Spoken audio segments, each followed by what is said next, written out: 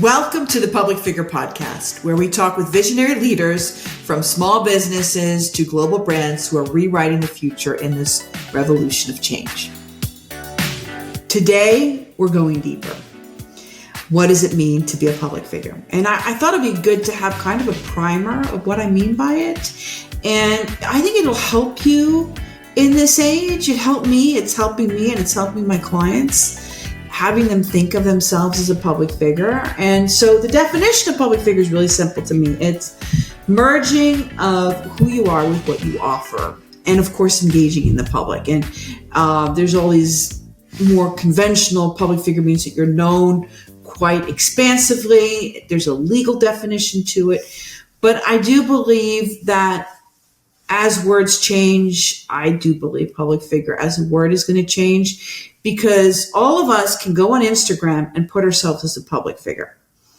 And I think there's a component of all of us can be public out there.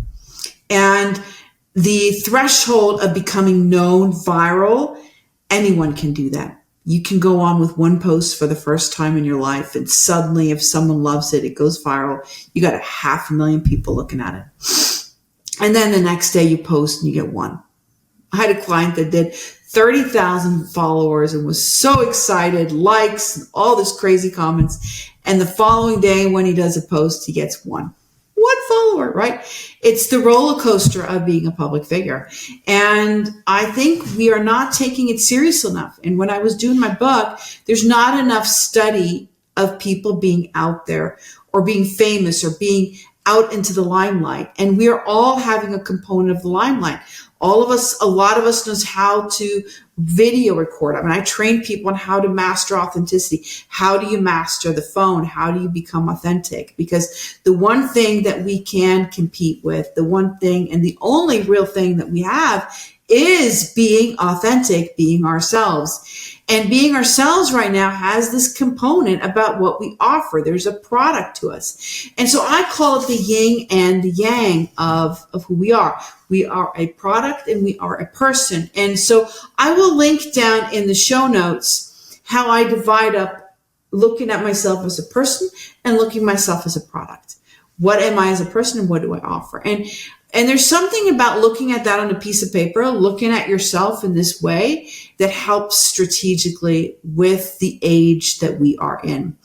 And I think a really good lesson for us, and I know a lot of people don't really want to think that we are similar to that or we're going that route. And I think that's one of the reasons why people weren't really too fond of fame, because we don't really want to be famous. We don't want to be out there in the limelight. We're not seeking that because we really don't want that crazy up and roller coaster that a lot of the famous people have, becoming known, getting their autograph and all that stuff that comes around becoming famous. But there is a component, a smaller component to fame, becoming visible.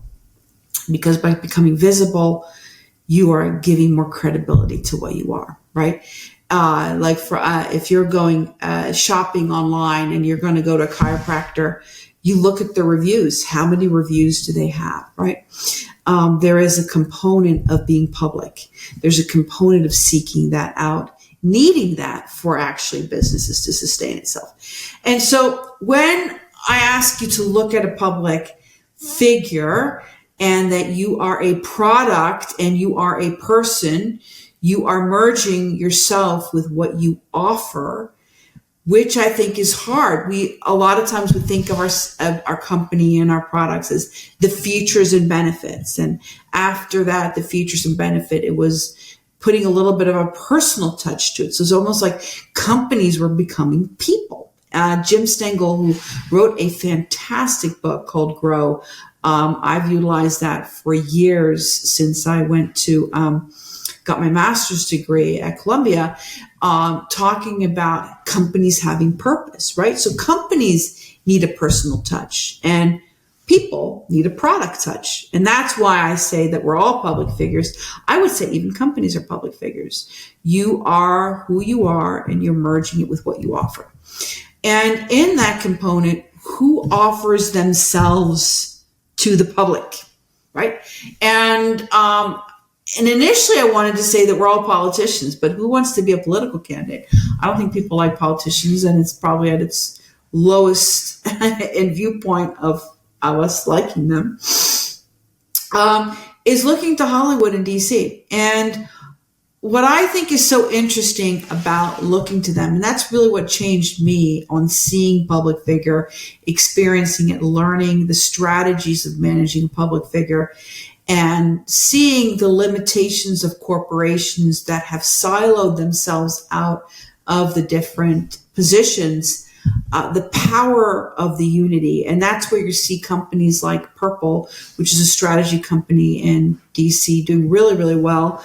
When it's got started, I think it was in 2008, 2010, because they were utilizing the political framework of campaigns, of looking at yourself as a public figure to regular corporations, and is a $100 million company, I think, right now. So what is it that we can learn from Hollywood and Washington, D.C.? I think that's really the question. What can we learn from them? And I remember this because when I was in Washington, D.C., working in Congress as a press secretary, and you have the Washington Correspondents' Dinner. And what's that? That's when Hollywood comes to DC. They're at a dinner, and there's a comedian, and it's all the correspondents, all the journalists that have writing. And the question today is, will that even happen now? Like in today's society, will citizen journalism, which we called it before, will podcasters be represented in the Washington Press Corps, which is what the Washington Correspondents' Dinner is, And in that dinner, Hollywood comes, and they would come several times for hearings. And working for Senator Hatch, we had some really cool people come through, like Muhammad Ali, which was one of my favorite moments because I was the photographer, so I got to take photos. But what can we learn from Hollywood, and what can we learn from DC? And I think they're cousins, because I remember when they would come in, we would always say we are the Hollywood for the uglies, and they are Hollywood, But the reason why we're saying that is because there is a component of the same way of dealing with a public figure. Politicians have a star-like quality. You don't have to have a star-like quality like that. You can be known, visible, and credible. You don't have to be famous, but there is a point of becoming known. And so I remember noticing that, how similar it was. And then fast forward, I end up in New York, and I end up working for Sony BMG. That's what it was called at the time. Now it's Sony. Working with musicians, and it's got a similar component, and it sounds simple, but it's not simple to accept, and it's not simple to implement. There's a certain sense of intention of it, but that you are a product. And what does that really mean? Well, it means who you are sells you. It opens doors to opportunities, and it's not just about the features and benefits of what you do. And what is that? The tasks, the actual work that you do as a leader, right? I'm a great writer. Yeah, but what else are you? You're more than that.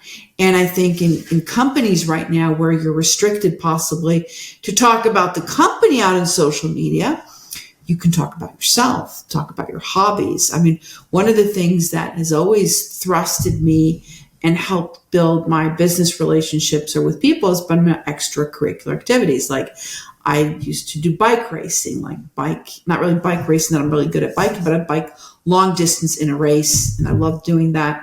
Or I did ski marathons or marathons in a way to connect with people, and other people to golf. And that's always been, for the longest time, at least in DC, when I was talking, how do I move myself up the ladder? And one of the first mentors of mine said, do golf. Now, I don't like golf, and that's not really been part of my journey, but there's always been this notion of having activities that are tied to your professional life. But it's more so than that now. It's about sharing who you are. So what do stars and politicians do? They share part of themselves. And that can be hard. Like, you don't want to be like the reality show. And what I mean by that is that you're blaring everything out there. It doesn't mean you have to show your dirty laundry, but there is a component. There is this finesse of sharing who you are that people want, because people want vulnerability. They want honesty. But then if you're caught always crying and always being honest, does that stay authentic if you're doing it to make the money? And so there's a TikTok star that I always look at. I can't remember her name right now, but she's always like out there talking about her life, kind of crying, but has millions of followers. But as soon as she changed and her life went better, was that authentic to her audience? No, they didn't like it as much. So it gets complicated when we are public figures. And this is why having advisors, having people around, I don't really think you can do it alone. I really don't. I think this is where we are going to hire more AI staff for ourselves, but might be investing in a strategist or someone that's strategically aligning ourselves and helping us become the person that we want to be. And I really think that's the components of a public figure. And so in what does it mean to be a public figure? Well, it means that you can't do it by yourself. And I think that's where you're looking at a lot of people talking. I think if you go over, I recommend, if you are more than $500,000 in revenue, you should definitely have a team around you. And when you're over $1 million, you should definitely have a chief of staff, which is a completely different idea and strategy of what people have now. It is someone that takes care of the office, that takes care of, administrates and coordinates, and it's kind of part of your brain. You're, in a sense, with the public figure, because you're part of the product, you can't see the product 360, right? If you are the product, you need help for other people to see, how do I maximize the product of you when you are going out there? And I think that is one of the biggest challenges. And so what I've done is, what I'm going to share with you guys online, this sheet is the person and product, right? If we think about public figure, that we are two coins, we're the yin and the yang, right? Working together, coordinating. So as a person, when you're out there, it's story and impact. It's the influence of the brand story. That's a personal touch, right? And companies will do stories, and then you'll have the public feedback. That's personable, right? And then you have emotional engagement. Product is more the value. What is the value of your brand? What is the value of you, right? And I think that sometimes is hard for us to look at, but that is a thing that you're going to want to do. Product differentiation. How do you different yourself? Looking at yourself as a product with the various things you are. How are you different? And the sales volume of who you are.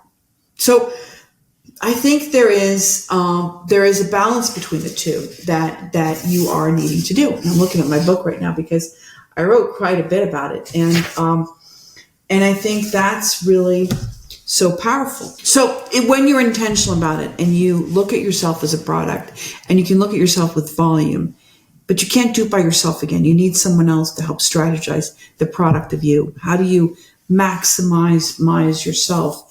And I think this is what's fascinating, is when you look at yourself as a product and you have someone to help you with it, you don't get offended when you feel used by them, because there is a component of them using you as a product.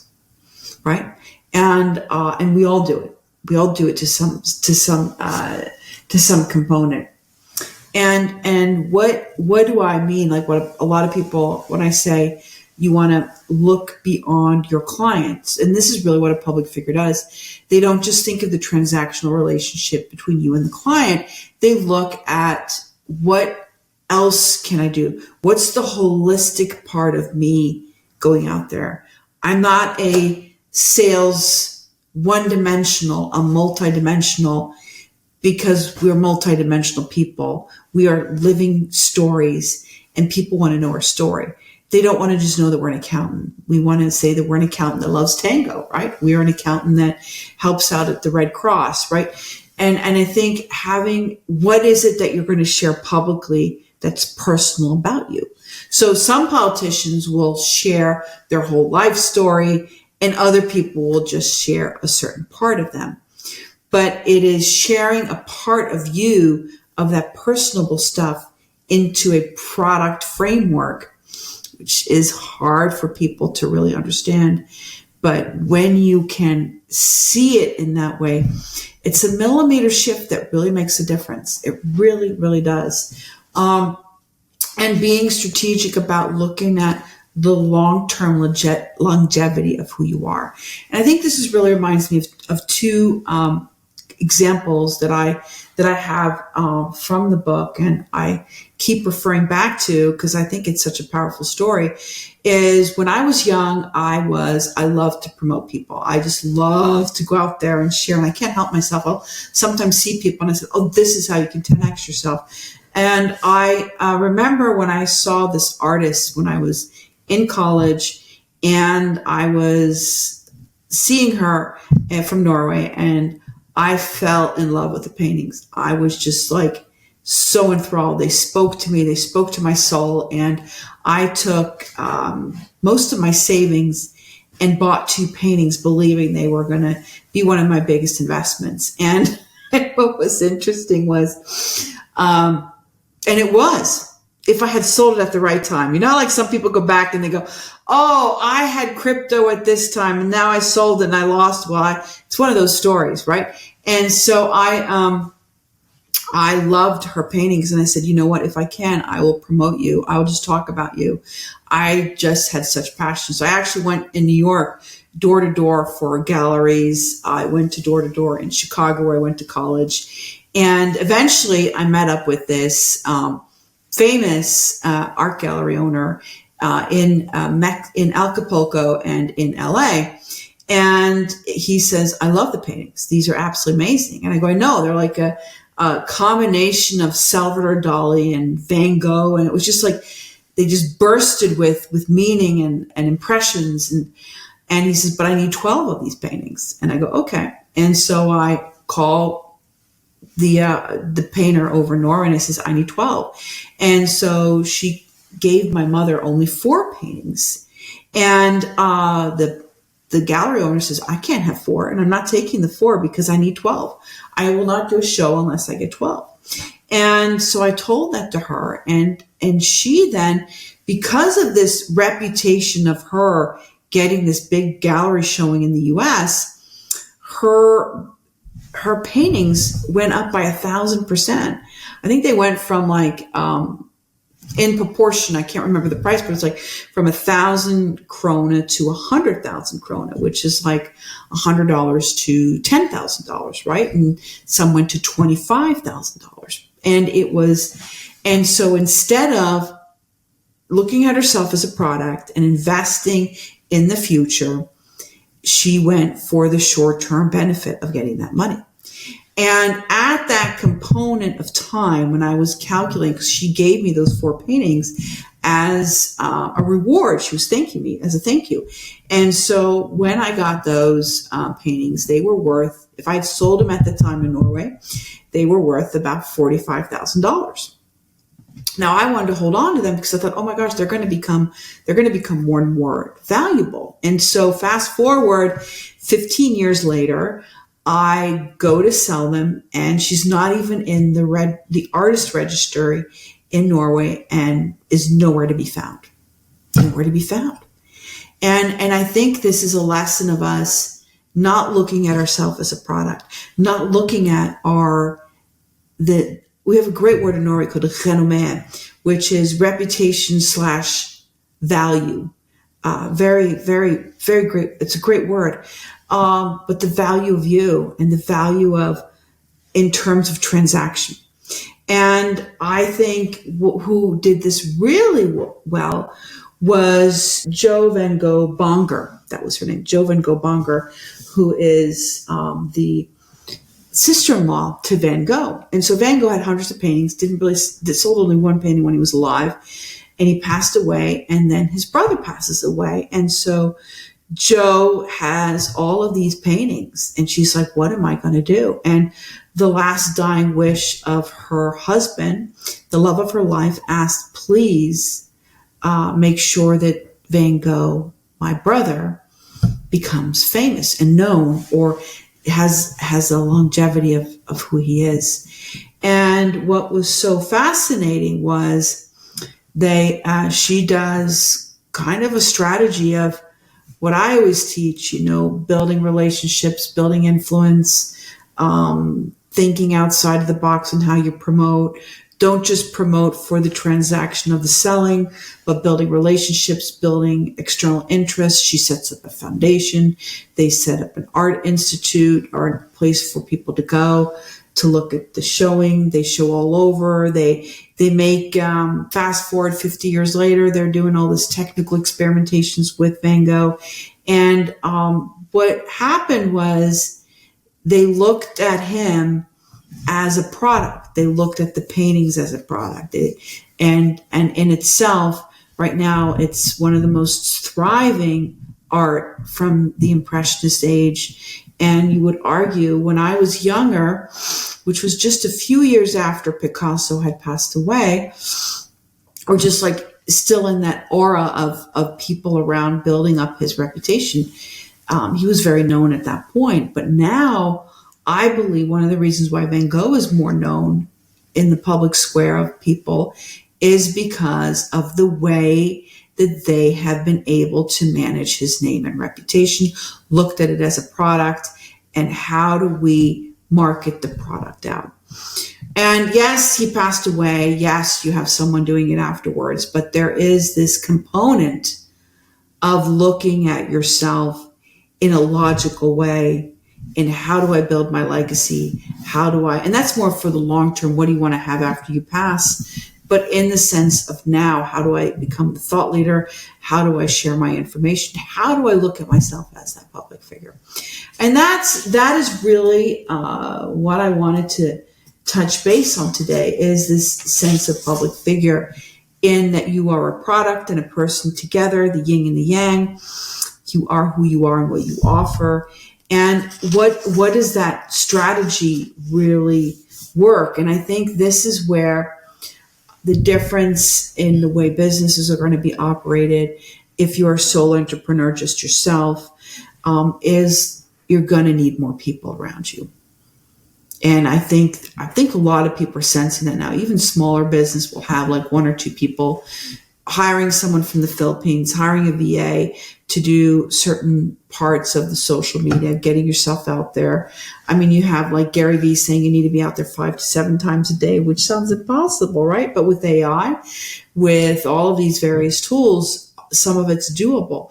And right now, a lot of that is unfortunately necessary if you're an entrepreneur. Now, if you are someone that works in a business, like Carla Harris, a best-selling author, talks quite a bit about how do you become known in corporate. And she says you got to become known. You got to show your differentiation. And us that were in corporate before a lot of this social media revolution, it was really about following the company line, following the corporate language. Now it's more about you being you, but yet it's not completely being you. It's being you that fits into the context that you're in at the work that you're in.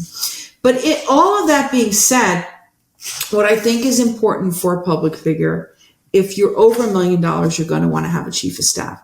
There's a chief of staff association that has really built itself up, which has been endorsed by Harvard and Oxford and Cambridge. And why? Because they're seeing how powerful it is. And this really comes from Eric Schmidt. Eric Schmidt, who was part of Google, noticed the chief of staff operations of Obama.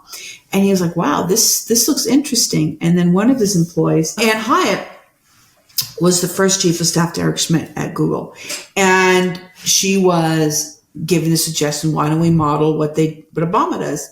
And when they reviewed how this worked, and Eric Schmidt said, I am 10 times more productive with the chief of staff. And what is the chief of staff? Well, the chief of staff is kind of a person that's part of your brain. Again, if you look at yourself as a product, you are delegating part of you to someone else to manage. And that's why there has to be a very high level of trust when you hire a chief of staff, because they are your voice in certain circumstances where you don't have time to be the voice. So for instance, when I worked for Senator Hatch, and I remember writing talking points for him to go out into the media, there was a whole team that was managing and approving the talking points. And when Senator Hatch got them, he would just look at them, review them, trust that the facts and the opinions were what he wanted. But he had a chief of staff that he'd worked for almost five or 10 years at that point. And so she knew him, right? And so knew what to do. And she knew how to delegate me to write the first draft, the policy person to look at it, and have this whole kind of chain of command. And then the final product goes to Senator Hatch. And we can say that, oh, is that cheating? No, it's not. That's what public figures do. They have people to do certain tasks. But when he's going out there and talking about it to the media, it's not me. I helped write it, but he endorses the opinion and he talks about the issue that way. So, and that's what's really fascinating with the chief of staff. They could be an administrator. They are a voice. They will say yes or no to certain things for you. But I believe the future of a company that's over $1 million is going to want to have a chief of staff. And even when you're under that, if you can afford it, instead of hiring VAs, hire a chief of staff that can do certain of those menial tasks, those taskmasters, and having that chief of staff decide who of your staff is going to be AI. That is a very powerful component on how to manage yourself. The other thing that I really like about the components of Washington, D.C., on how they manage is that you have the chief of staff, which we talked about. They're like, and I'm going to read, I like what I kind of wrote in my book, is the chief of staff is your navigator, it's your conductor, and it's your counselor.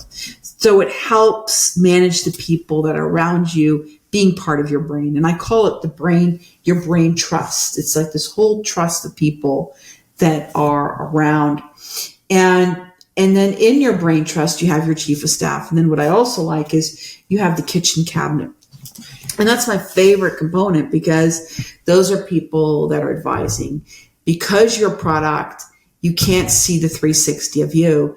And having other people around help manage what and how you should be branching yourself out. What should you be doing? And I think one of the things right now is the people that are really bringing that into the table of who they are moving up faster in the sense of being more effective with what they're doing. And what is a kitchen cabinet? They are the ones that they help you, support you, they help frame your message. They are there to listen to you. You can show your weaknesses and your strengths. And the kitchen cabinet really comes from the story of Jackson didn't really trust his advisors, his official advisors.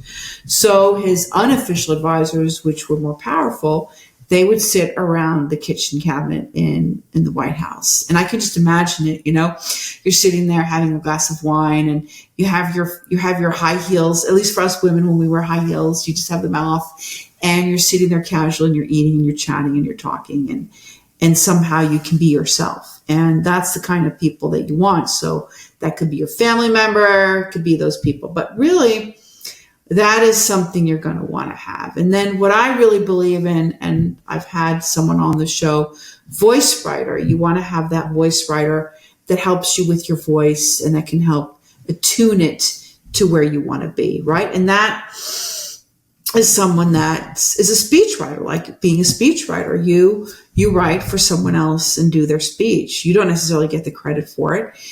Sometimes you do, but a lot of times it's the person that's presenting it that embodies it, that endorses the words that you've helped extrapolate out of them to create something that they really believe in. It's just like recently we had Trump speaking. I don't believe he wrote that whole speech, but someone knew him well enough to help him write the words.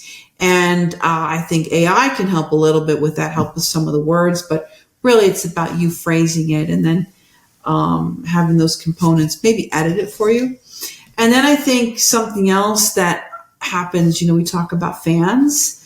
I like to talk about champions, but that's another component that you want. And I'll put this in the show notes, my little link framework of what your brain trust should be.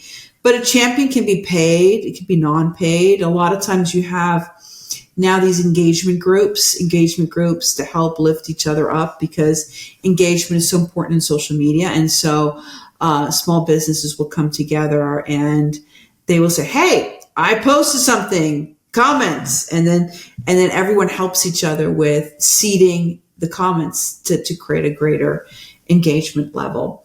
So that's how I feel with a public figure, is having a team. It could be one person representing several times, but I don't think you can really do things yourself.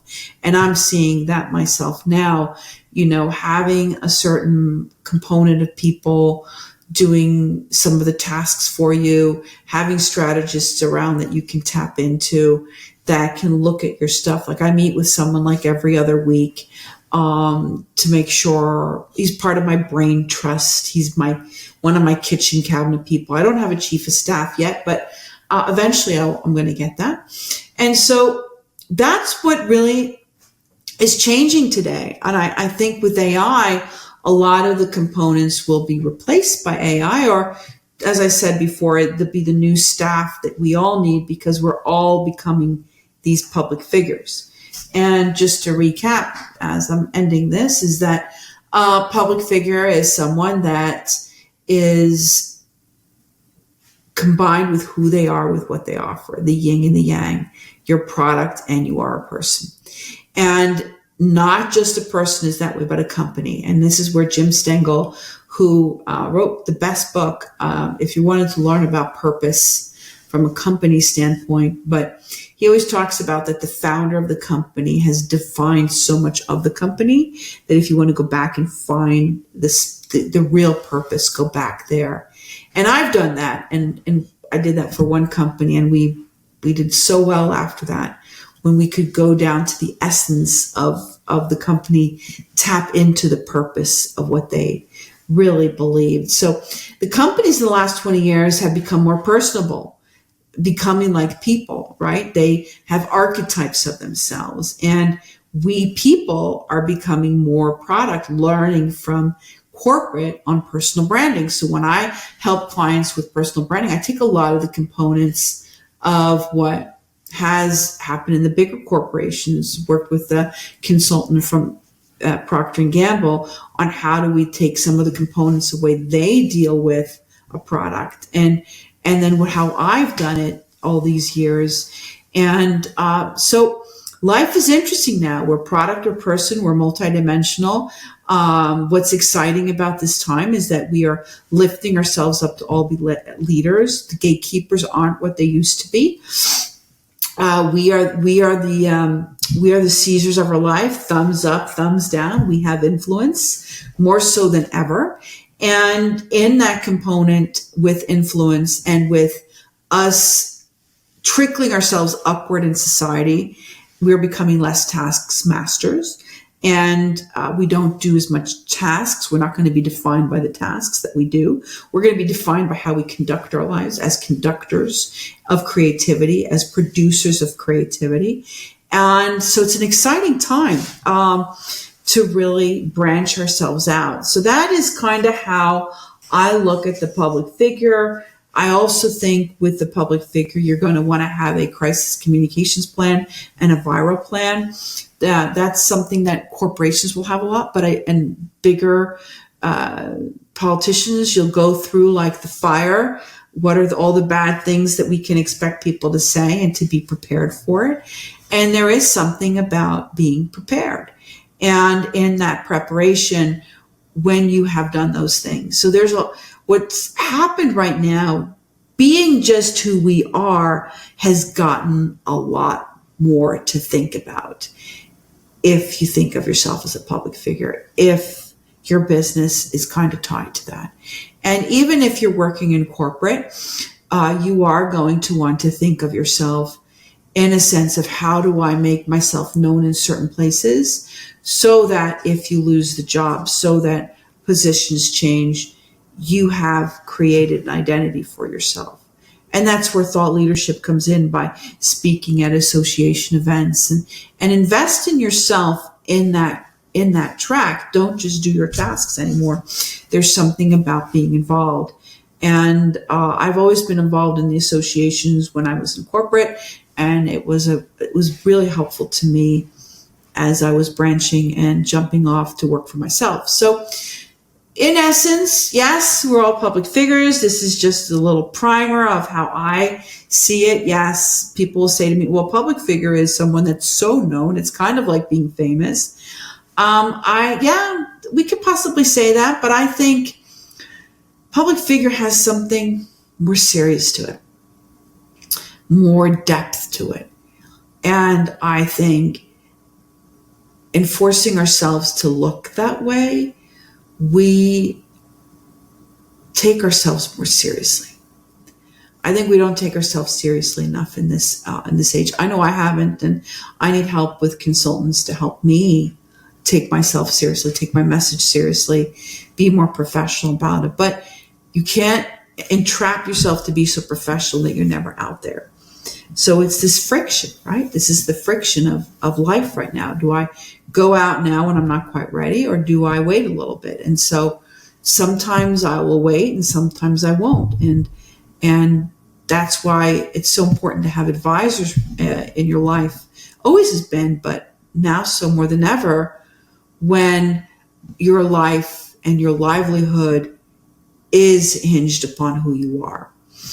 Because you are a product and you are a person. So I'd love to hear what you guys think about this.